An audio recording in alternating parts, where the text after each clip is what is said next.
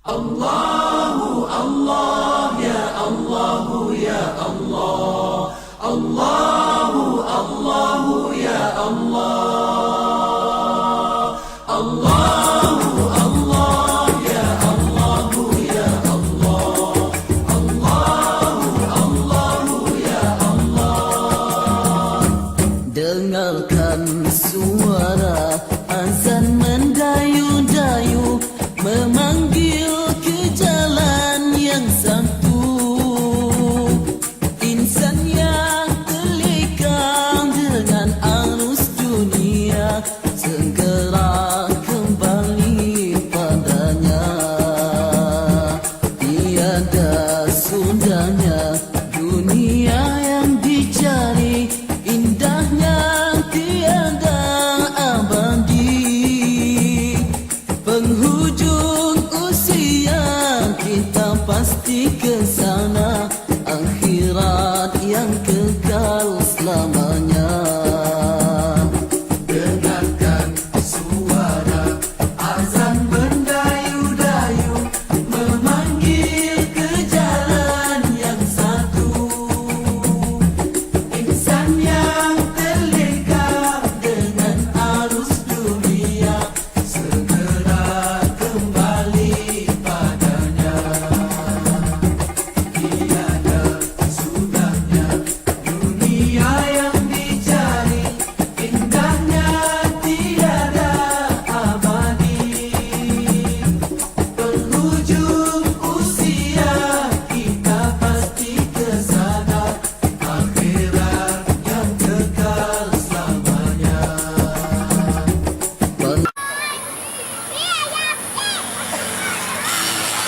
Bismillahirrahmanirrahim.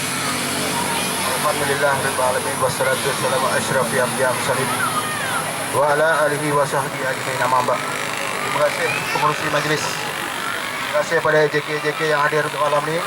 Ibu-ibu Jaranita juga terima kasih banyak.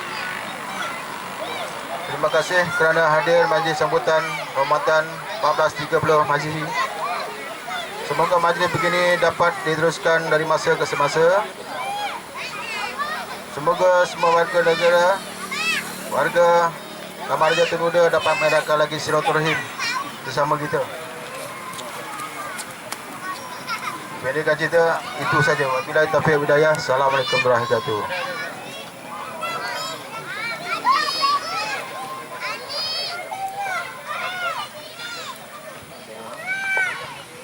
Terima kasih diucapkan kepada Wak atau Elias Tukiran bin Ramli. Baiklah, tanpa melengahkan masa, saya mau kita pada malam ini yang berbahagia ini, kita ada satu slot untuk sempena Ramadan Al-Mubarak. Kita jemput Al-Fadil Ustaz Mak Rozi bin Abdullah untuk menyampaikan sedikit tazkirah sempena menjelangnya Ramadan pada tahun ini. Dengan segala hormatnya, saya mempersilakan.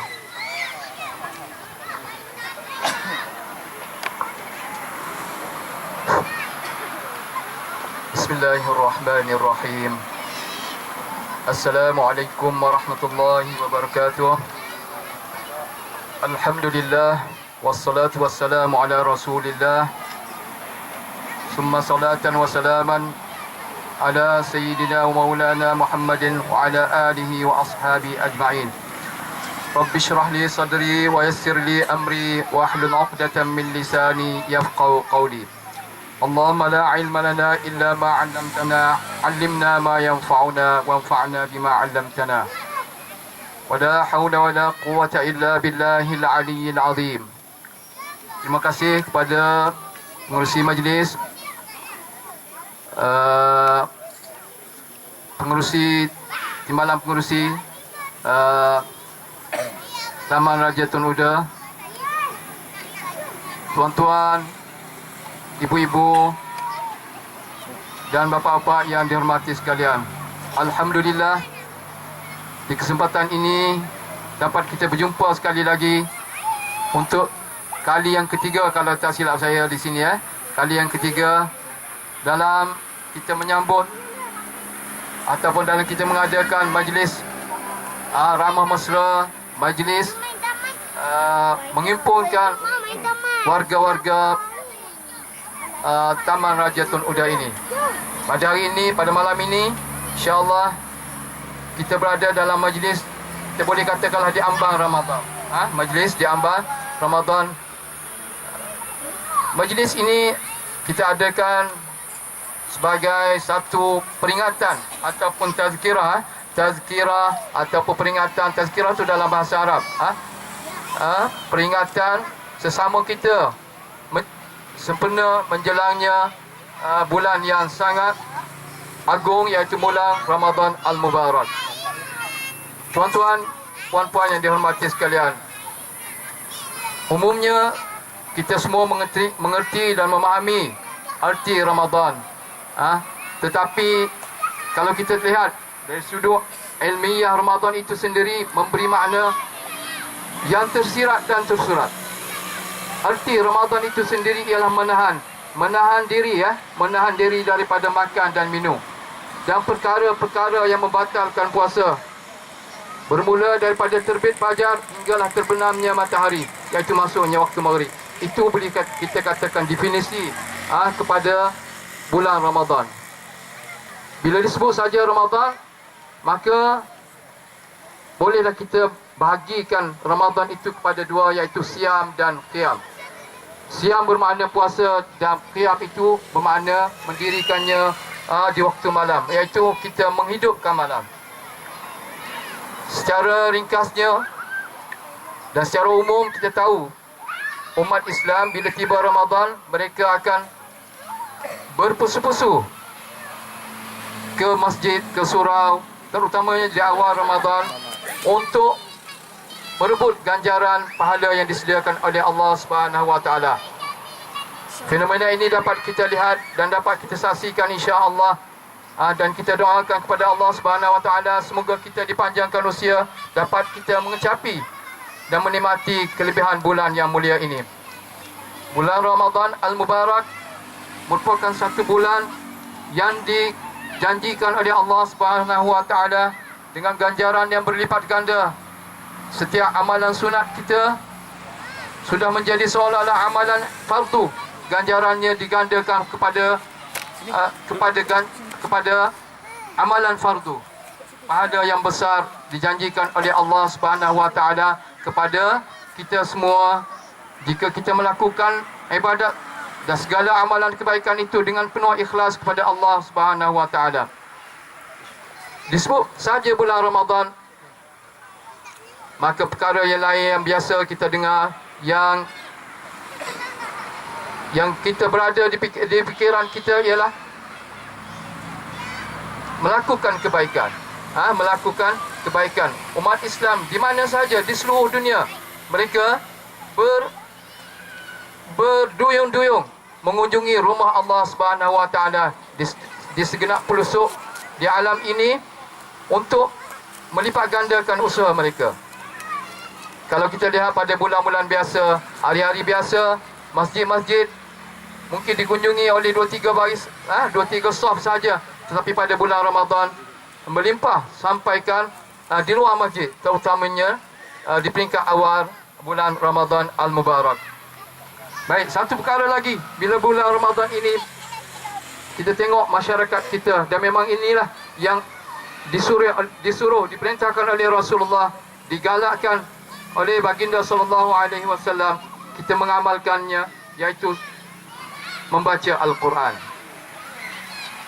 Allah Subhanahu wa taala berfirman di dalam Al-Quranul Karim, Bismillahirrahmanirrahim, Syahrul Ramadan alladhi unzila fihi al-Quran hudan linnas wa bayyinatin lil furqan. Bulan Ramadan, bulan yang diturunkan Al-Quran. Justru itulah kita lihat pada bulan Ramadan ramai umat Islam menghidupkan malam mereka dengan bertadarus Al-Quran, dan kita hendaklah jadikan ini satu budaya, satu amalan kepada keluarga kita. Tidak semestinya kita membaca Al-Quran pergi ke masjid ataupun ke surau. Kita boleh wujudkan dalam rumah kecil kita, dalam keluarga kita, dengan membaca sedikit-sedikit. Kita mula dengan sedikit-sedikit, tuan-tuan, membaca Al-Quran sedikit-sedikit. supaya kita dapat membiasakan. Sepatutnya perkara ini berlaku setiap masa. Setiap hari kita biasakan keluarga kita membaca sedikit Al-Quran, paling kurang satu safhah, satu malam, satu hari cukup. Bila tiba bulan Ramadan, insya-Allah kita rasa tak terkejut, tidak terkejut dan kita akan biasa. Cuma kita gandakan sahaja amalan kita dengan membaca Al-Quranul Karim. Selain pada membaca Al-Quranul Karim, banyak perkara lain yang boleh kita lakukan pada bulan Ramadan. Di waktu malam, ramai kalau kaum lelaki berkunjung, berpusu-pusu ke masjid, menunaikan solat tarawih. Perempuan boleh juga mengunjungi kalau ada kesempatan dan kalau ada ruang. Tetapi boleh mereka lakukan di rumah-rumah mereka, menghidupkan malam tersebut dengan membaca Al-Quran ataupun berzikir. Bagi mereka yang tak dapat, yang tidak dapat membaca Al-Quran, boleh mereka berzikir kepada Allah Subhanahu Wa Taala, bertasbih sambil-sambil buat kerja yang lain, boleh berzikir kepada Allah Subhanahu Wa Taala. Baik. Perkara lain yang biasa kita lihat lagi ialah yang sangat digalakkan pada bulan Ramadan ialah berimpak ataupun bersedekah. Rasulullah SAW adalah ikutan kepada kita. Jadi baginda SAW bila sampai bulan Ramadan adalah orang yang sangat banyak bersedekah berbanding pada bulan-bulan yang lain. Baginda sentiasa bersedekah, tapi bila tiba bulan Ramadan, mereka baginda SAW menggandakan. Maknanya nampak sangat kesungguhan baginda bersedekah. Itu Rasulullah SAW yang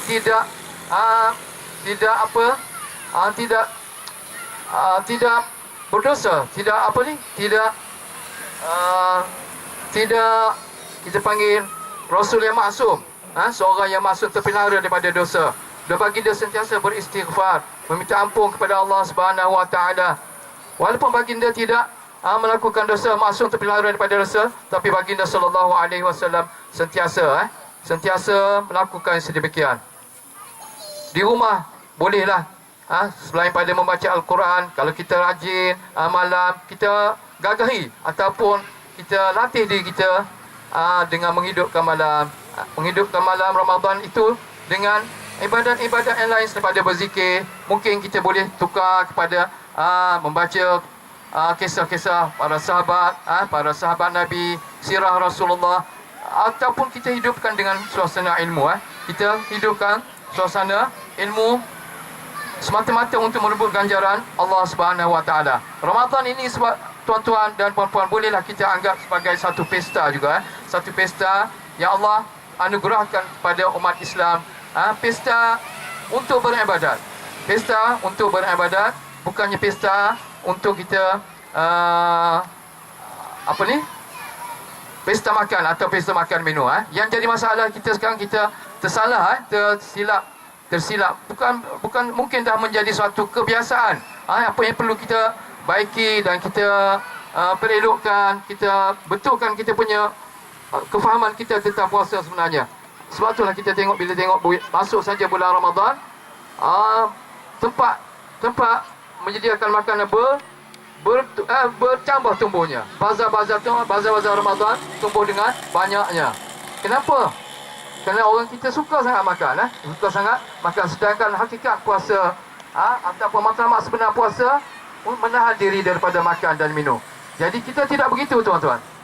Itu yang jadi masalah kita. Sepatutnya kita faham bahawa hakikat puasa adalah untuk merasai kesusahan, kelaparan, kehausan ataupun dahaga. Bulan Ramadan itu sendiri maknanya adalah tempat yang panas, musim yang panas, musim yang panas. Jadi saya rasa tahun ini mungkin kita berada pada musim yang panas Ramadan, tepat dengan nama Ramadan itu sendiri. Asalnya adalah suatu musim ataupun satu tempat panas. Jadi bila berlaku kepanasan ataupun cuaca panas, haus. Dan di situlah ujian daripada Allah Subhanahu Wa Taala, nak menguji keimanan kita, tahap ketakwaan kita kepada Allah Subhanahu Wa Taala, kesabaran kita dalam menghadapi situasi kesusahan, kelaparan, Sebab bila orang lapar ni dia berbagai-bagai timbul. Cepat marah, cepat marah, tak nak jadi tidak normal lagi. Biasa orang lapar ni dia bertindak banyak tindakan yang di luar jangkaan kadang-kadang bila lapar. Cepat marah, lagi apa lagi biasanya kita tengok kalau orang lapar, kita tengok dia tak nak bekerja pun rasa malas, timbul sifat malas. Sebenarnya itu adalah ujian daripada Allah Subhanahu Wa Taala yang diberikan kita. Hakikat puasa ni sebenarnya untuk kita merasai bagaimana kesusahan, bagaimana kelaparan dia dihadapi oleh saudara-saudara kita di tempat-tempat yang tak cukup makanan yang berkurangan. Contohnya negara-negara yang menghadapi krisis seperti yang berlaku di Syria, di Iraq, di Palestin sana. Mereka itu saudara-saudara kita, saudara-saudara kita, tuan-tuan. Jadi di bulan Ramadan ini, bila kita berpuasa, kita teringat bagaimana kesusahan yang mereka lalui. Sambil kita lalu, kita bersabar, latih diri kita untuk bersabar. Nabi SAW mengajar bila kita berada di bulan puasa, dan kita menghadapi situasi yang mencabar, yang memerlukan kesabaran. Nabi ajar, dalam satu hadis Nabi bersabda, "Idza shama ahadukum lam yarfus wa lam yafsuq." Bila seorang itu puasa, janganlah dia berkata perkara-perkara yang tidak beradab ataupun tidak elok, perkara-perkara yang tidak baik. Dan bila seseorang itu melakukan sesuatu yang mencabar diri mereka, adalah dia ingat. Nabi kata bila kita puasa, ingat, Allahumma inni shaim. Ingat, Allahumma inni shaim. Ya Allah, aku ni puasa. Nabi ajar kita bila berlaku kita suatu keadaan yang memerlukan kita sabar, Nabi ajar supaya kita ingat yang kita itu puasa. Jadi sebab itulah hakikat puasa ni memerlukan satu kesabaran yang sangat tinggi untuk kita terapkan dalam diri kita, latih diri kita supaya kita dapat menghadapi situasi di luar Ramadan dengan keadaan kita tenang dan sentiasa mengingat kepada Allah Subhanahu Wa Taala. Ramadan boleh dikatakan satu madrasah ataupun satu masa tempoh sekolah, atau kita panggil tempat sekolah atau tempat belajar. Sebenarnya tempat belajar, tempat kita belajar menahan diri, belajar mengawal tutur kata kita, belajar mencegah perasaan kita daripada melakukan perkara-perkara yang Allah tidak suka ataupun yang bercanggah dengan syariat Allah Subhanahu Wa Taala. Kadang-kadang banyak kita terpengaruh dengan perasaan, sebab itulah bila kita melakukan sesuatu, kita hilang sabar. Jadi dengan berpuasa, kita dapat mendidik diri kita. Diharapkan kita dapat mendidik diri kita untuk lebih tabah menghadapi situasi yang memerlukan kesabaran tersebut. Jadi selain daripada benda tersebut, di sana ada hikmah ataupun satu pengajaran yang kadang-kadang kita tidak sedar. Kebaikan puasa itu kita tidak sedar sebenarnya. Banyak perkara yang terselindung. Benda ini tidak timbul bila kita dalam situasi biasa, Tapi bila kita puasa, kita akan terasa. Selain pada lapar dan dahaga tadi, kita akan terasa. Itu semua adalah suatu ujian daripada Allah Subhanahu Wa Taala. Jadi ingat kembali bila datang Ramadan, kita ingat bahawa Ramadan itu adalah satu pesta, sebagaimana saya katakan tadi, pesta untuk kita beribadah. Jadi rebutlah peluang kita untuk beribadah kepada Allah Subhanahu Wa Taala, melakukan kebaikan, melatih diri untuk sabar, sabar dalam menempuhi segala cabaran dan dugaan hidup.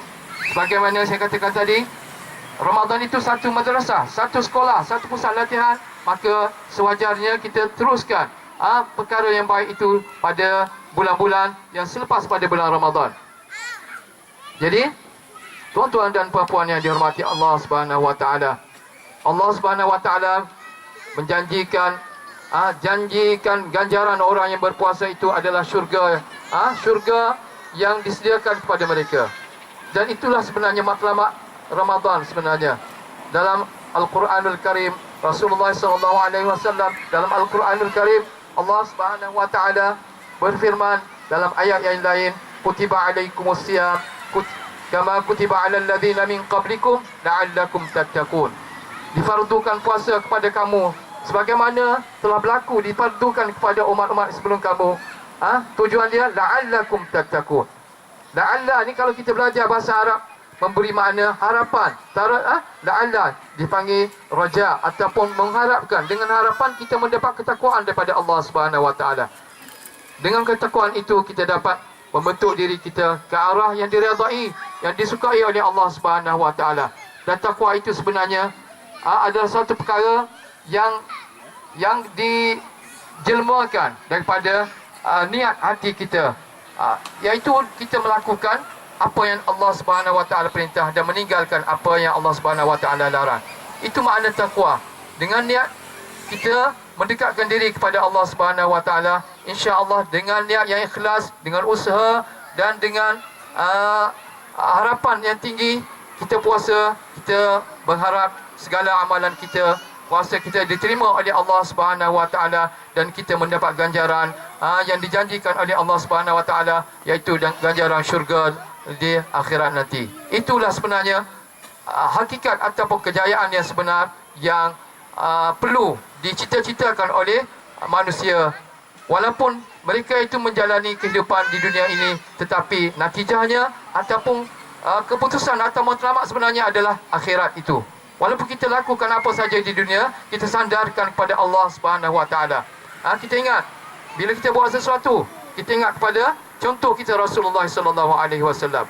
Apa yang Rasulullah, boleh tak Rasulullah kita buat begini, ataupun adakah Nabi kita Rasulullah sallallahu alaihi wasallam melakukan perkara begini? Kita sandarkan perbuatan kita kepada baginda, dengan meletakkan segala usaha kita kerana Allah Subhanahu Wa Taala, kita akan mendapat ganjaran. Sebenarnya seorang Islam itu sangat beruntung, kerana mereka, setiap amalan mereka akan diberi ganjaran. Diberikan ganjaran, diberikan pada oleh Allah Subhanahu Wa Taala. Asalkan ganjaran tersebut disandarkan kepada Allah Subhanahu Wa Taala dan menepati syariat Allah Subhanahu Wa Taala.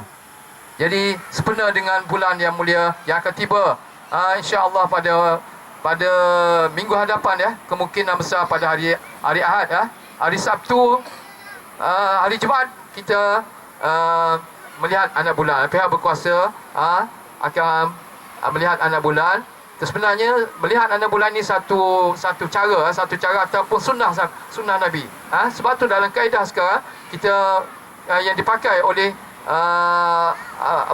Majlis Ulama Malaysia yang diterima pakai adalah kaedah ru'yah dan hisab, iaitu melihat anak bulan dan perkiraan. Sebenarnya perkiraan ni tepat, perkiraan tepat. Sebab tu yang dibuat melihat anak bulan tu adalah sebagai satu cara saja, satu cara ataupun mendapat sunnah saja, untuk mendapatkan sunnah Rasulullah sallallahu alaihi wasallam. Sebenarnya kaedah yang dipakai adalah kaedah hisab, dikira. Perkiraan tepat. Sebab itulah kita boleh tengok kalau gerhana matahari, kita boleh tahu tepat jam berapa sekian-sekian kita dapat lihat matahari pada kedudukan sekian berapa darjah. Maknanya dia punya sifir ataupun kaedah ataupun cara tertepat. Cuma halangan, kadang-kadang halangan awan, itu menyebabkan anak bulan tidak nampak. Jadi insya-Allah bila tibanya Ramadan, kita cuba untuk memperelokkan puasa kita, meningkatkan ketakwaan kita kepada Allah Subhanahu Wa Taala dengan menambah amal ibadah. Kalau dahulu kita baca Quran sebulan, dalam bulan Ramadan mungkin kita khatam sekali. Tahun ini insya-Allah kita berazam. Azam saja tak apa, kita cuba buat. Kita berazam insya-Allah pada tahun ini kita cuba khatam Quran 2 kali dalam sebulan, atau kalau boleh lagi banyak lagi bagus, sebab Nabi SAW khatam Quran pada bulan Ramadan berkali-kali, dan sahabat-sahabat baginda SAW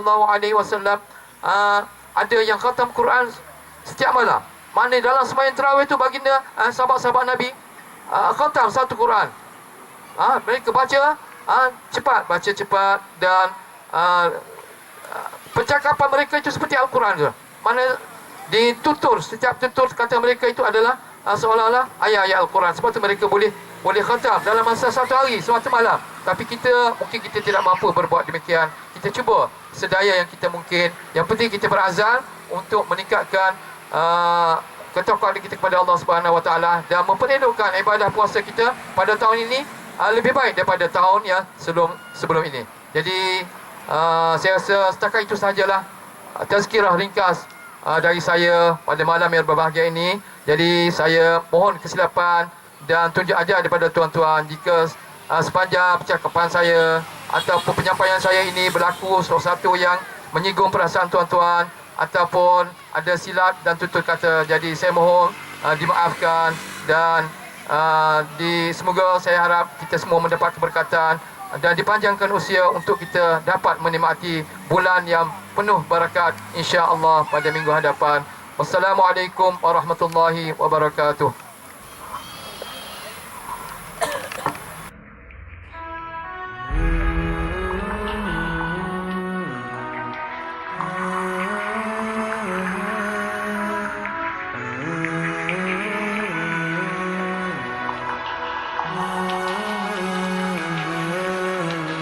Wahai manusia, jangan engkau tertipu daya oleh dunia yang fana sebagai tempat ujian bagi kita. Dunia sementara, akhirat selama-lamanya.